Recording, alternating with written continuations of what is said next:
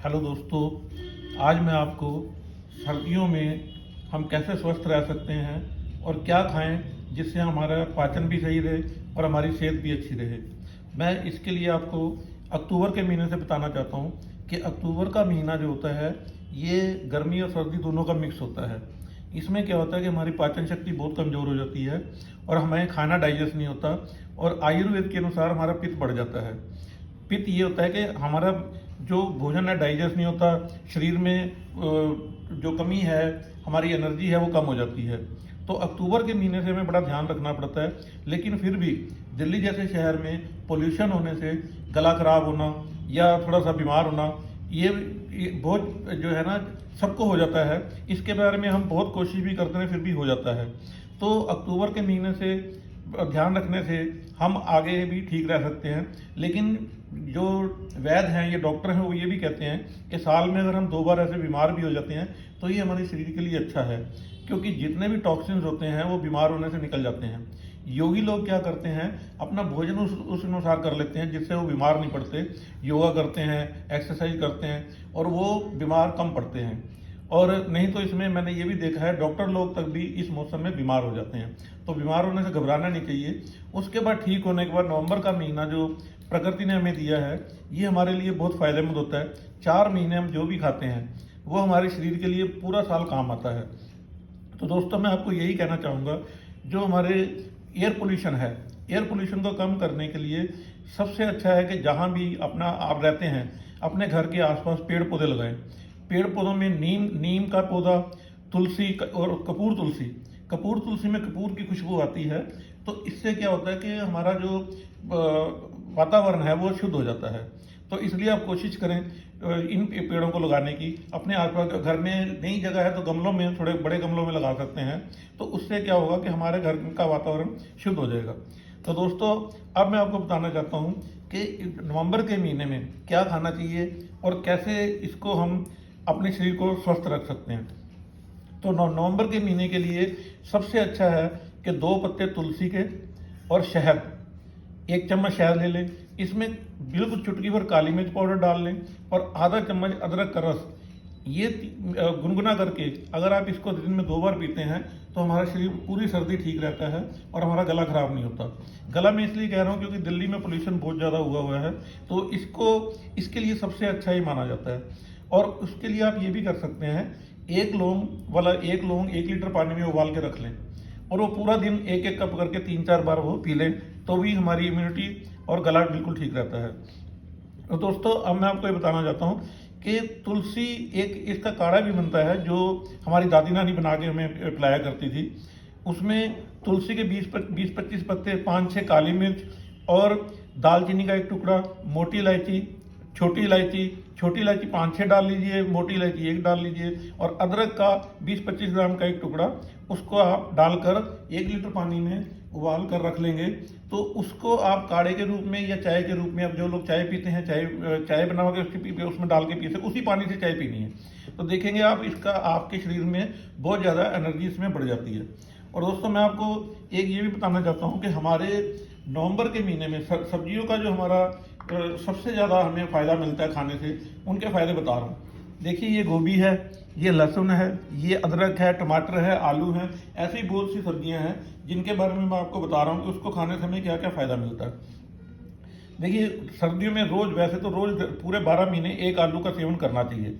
1 आलू करने से हमारे जितने भी शरीर के दर्द हैं, जोड़ हैं, ये ग्रीसिंग का काम करता है। पर यही है कि इसको उबला हुआ खाएं, तला हुआ ना खाएं तो बहुत अच्छा रहता है और ये डाइजेस्ट भी हो जाता है।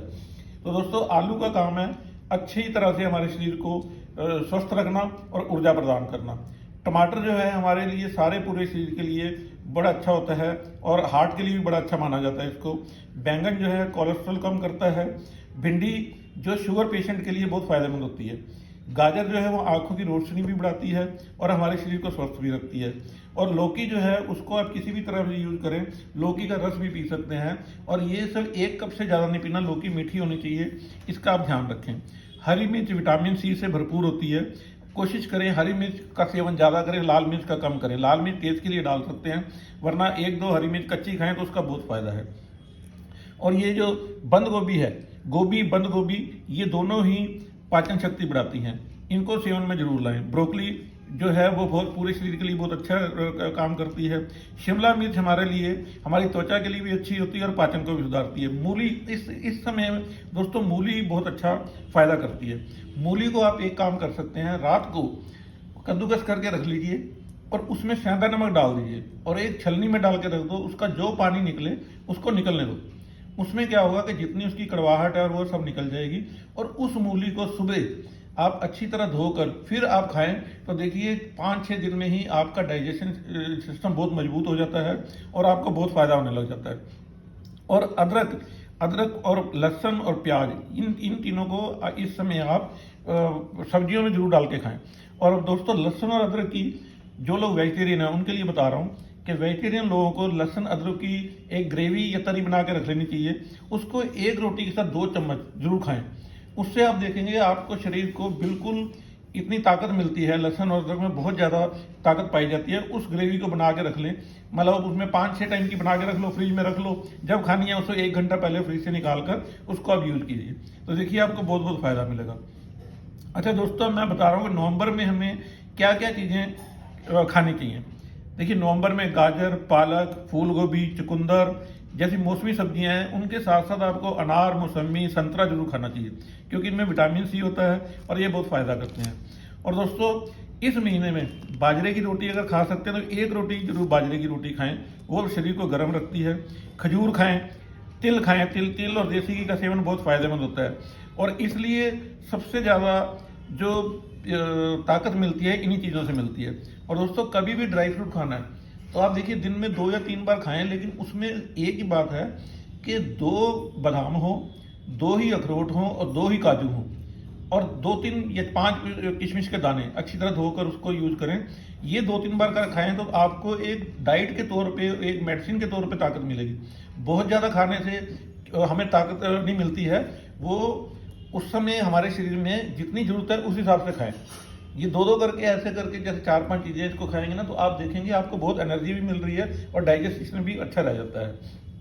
और इस समय ये हमारे दालें खा सकते हैं और दालें बहुत फ़ायदा करती हैं। जितनी दालें हैं, उड़द की दाल है, हरी वो जो मूंग की दाल आती है, चने की दाल है, ये बहुत फ़ायदा करती हैं। इनको भी अपने उसमें ज़रूर लाएं खाने में।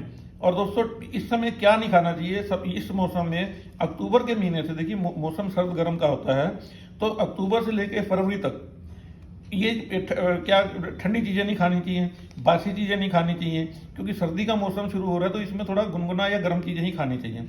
और कोशिश ये करें कि हर 2-3 घंटे में कुछ ना कुछ खाते रहें क्योंकि दोस्तों इस मौसम में खाली पेट नहीं रहना चाहिए क्योंकि हमारा शरीर जैसे ही खाते हैं डाइजेस्ट करना शुरू कर देता है, तो उस समय खाली पेट रहने से दिक्कत आ सकती है। और दोस्तों इस समय लड्डू के जो बेसन के लड्डू हैं वो बहुत फ़ायदा करते हैं। और आप बेसन के लड्डू जितने ज़्यादा से ज़्यादा खा सकते हैं, उसमें गोंद डाल लीजिए और थोड़ा ड्राई फ्रूट डाल लीजिए, तिल डाल लीजिए, तो ये शरीर को गर्म रखते हैं। और अगर आप थोड़ा थोड़ा इसमें ध्यान रखते हैं तो हमारे शरीर के साथ साथ हम पूरी सर्दी का आनंद भी ले सकते हैं। और दोस्तों मैं फिर आपसे रिक्वेस्ट करना चाहता हूँ, नीम, तुलसी और जो पेड़ पौधे हैं इनको अपने घर के आसपास जरूर लगाएं। ये बैक्टीरिया को खत्म करते हैं और हमारे वातावरण को शुद्ध करते हैं। धन्यवाद।